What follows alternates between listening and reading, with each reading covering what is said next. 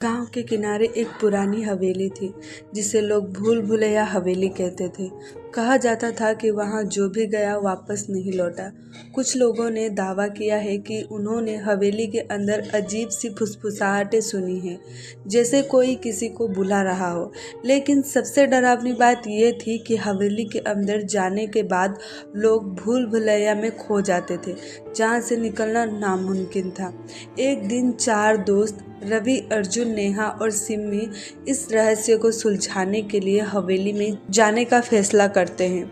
वो आधी रात को टॉर्च और कैमरा लेके हवेली में घुसते हैं। अंदर घुसते ही ठंडी हवा का झोंका उन्हें महसूस होता है और दरवाज़ा अपने आप उनके पीछे बंद हो जाता है। वो चारों घबरा कर एक दूसरे को देखते हैं, लेकिन आगे बढ़ने का फैसला करते हैं। हवेली के अंदर एक लंबा गलियारा था जिसकी दीवारों पर अजीब अजीब आकृतियां बनी थी। अचानक नेहा चिल्ला उठती है, किसी ने मेरा हाथ पकड़ा। बाकी तीनों उसकी ओर देखते हैं, लेकिन वहाँ कोई नहीं था। तभी उन्हें एक धीमी हंसी सुनाई देती है जो धीरे धीरे तेज होती जाती है। वो डर के मारे तेजी से भागने लगते, लेकिन गलियारे की भूल भुलैया में उलझ जाते हैं। रवि के हाथ कैमरा था और जब उसने स्क्रीन पर देखा तो उसमें एक परछाई दिखाई दी जो उनके पीछे थी, लेकिन जब उसने मुड़कर देखा तो वहाँ कुछ नहीं था। अर्जुन ने हिम्मत करके दरवाजा खोलने की कोशिश की, लेकिन दरवाजा जैसे ही अदृश्य शक्ति ने जकड़ रखा था। तभी दीवार पर टंगी एक पुरानी तस्वीर से खून टपकने लगा।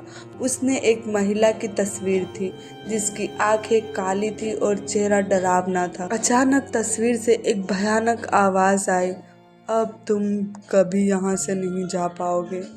चारों दोस्त चिल्लाने लगे, लेकिन उनकी आवाज बाहर तक नहीं पहुंची। तभी नेहा गायब हो गई। अर्जुन और सिमी ने उसे ढूंढने की कोशिश की, लेकिन सिर्फ उनकी चीखें सुनाई दी। धीरे धीरे रवि और अर्जुन भी गायब हो गए। अगले दिन गांव वालों को हवेली के बाहर सिर्फ सिमी बेसुध हालत में मिली। उसकी आंखें खोखली हो चुकी थी और वो बस एक ही बात बड़बड़ा रही थी, हवेली जिंदा है।